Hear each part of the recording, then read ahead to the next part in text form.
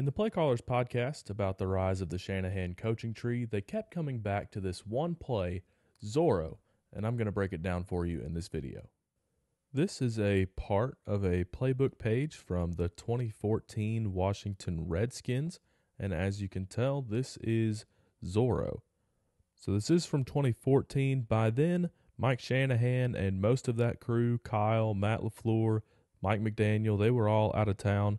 But the one person who was left was Sean McVay. That's who Jay Gruden kept around to be the offensive coordinator. So this is from his playbook for that 2014 team.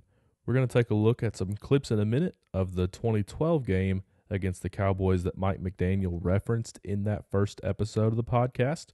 But I want to take a look at these diagrams first. ZORRO is a two-back version of wide zone. And what two-back means is that in addition to the running back, he has somebody coming out of the backfield to help block for him. So as they noted throughout the podcast, ZORRO has been made very popular over the last few years in league circles, and the defining characteristic of ZORRO comes from this combination between the Y, who is the tight end, and the fullback.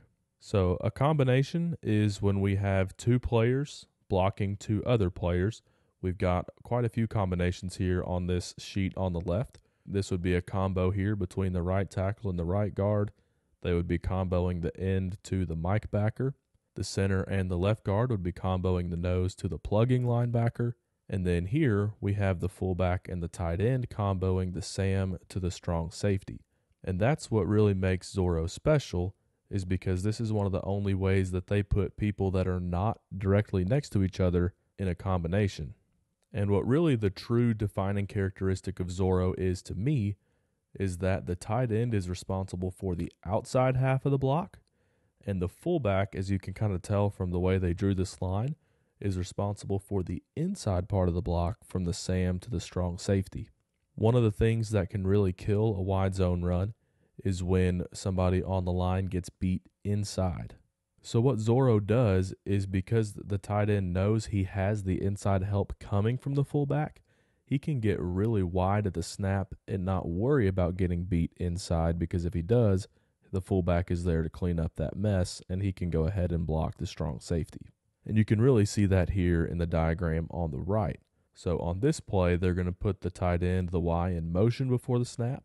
And you can see with this arrow here that the will is going to cut inside. And we can see through the diagram that that means the fullback is going to pick him up and the tight end is just going to carry on his way up to the safety.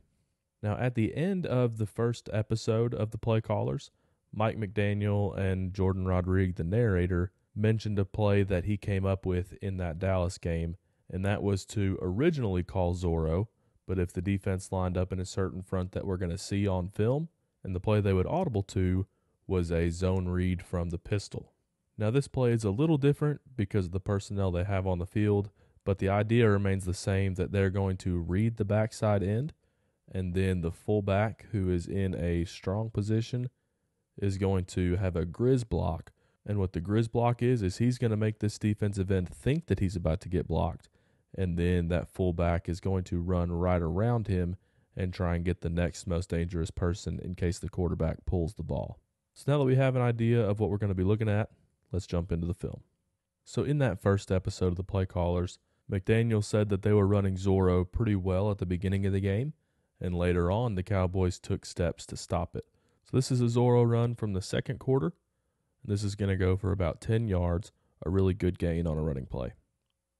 So we can really tell this is ZORRO because look how wide the tight end got at the snap. As soon as that ball snapped, he's really getting off the ball. Now that linebacker is on the outside shoulder of the tight end, so there's only so much he can do as far as his width goes, but he is trying to get outside that guy as much as he can. That gives plenty of space for the fullback to lead through the hole. And there we've got a 12-yard gain on first down on ZORRO. So McDaniel said that later in the game, the Cowboys went to an overload front to stop that run game to the tight end. And it's really hard to see where these defenders are lined up because of the angle. I couldn't get the end zone view for this game. But what I did is over here on the right, I drew up how the front is lined up. So in that episode, McDaniel said they had a 3, 5, and a 9 on the tight end. So this is how it would look. They've got a 3 technique, which is somebody on the outside shoulder of the guard, had a 5 technique, which is somebody on the outside of the tackle, and then a 9 technique, which is somebody outside shoulder of the tight end. And because they have defensive linemen in all 3 of these gaps, it takes away the ability for these guys to combo. So when you run a play to the tight end where you need a combo, this is what happens. There's absolutely nowhere for him to go because those offensive linemen couldn't combo the defense.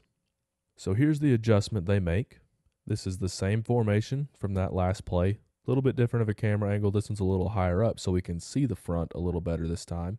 And you can see this defensive lineman is on the outside shoulder of the guard. This defensive lineman is on the outside shoulder of the tackle.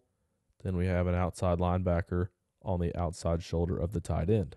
So they know that they are not going to be able to run outside zone this way because they've already done it and it didn't work against this front. So then what you do is attack all the space over here, and they're going to do that with the zone read play that we looked at second. So these 3 players are going to end up blocking these 3. Then because it's inside zone, we're going to get a combo between the center and the left guard, and they're going to work up to the middle linebacker. The left tackle is also going to be working to the middle linebacker. Then the quarterback is going to read the backside defensive end. If the defensive end chases the running back, then quarterback's going to pull it. If the defensive end sits for the quarterback, then the quarterback will hand it off to the running back. Then remember we have that Grizz block by the fullback. He's going to pretend like he's going to block the defensive end and loop around ready to block the backside linebacker. So in the episode, McDaniel said he came up with this play call 18 ZORRO Can, 52 Grizz. And 18 is what they call outside zone to the right. Can means that if we get some certain look, we're going to audible out of it. I kind of think of it like trash can. We're going to trash the play, forget about 18 ZORRO. Now we're running 52 Grizz. And they will call both of these in the huddle. So at the line, the quarterback sees what he needs to see, and he'll yell can, and that means we are no longer running 18 ZORRO. We are now running 52 Grizz. And 50 for them means that they are running some sort of read concept, and the 2 means it's going to the 2 hole, which is just inside the center. So for this specific play, what the quarterback would do is he'd step up to the line, and if he sees this overload front where we can't combo, that's when he would can the play, and they'd now be running 52 Grizz.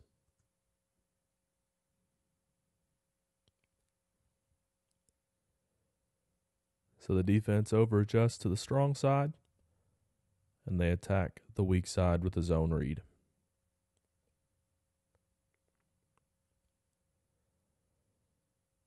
And there you have it. Pistol strong right, 18 ZORRO Can, 52 Grizz.